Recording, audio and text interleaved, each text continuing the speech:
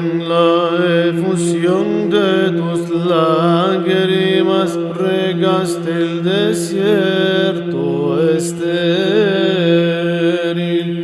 y por los suspiros profundos tus fatigas dieron fruto 100 veces más, volviéndote un astro del universo, brillante con los milagros, con nuestro justo Padre Procopio.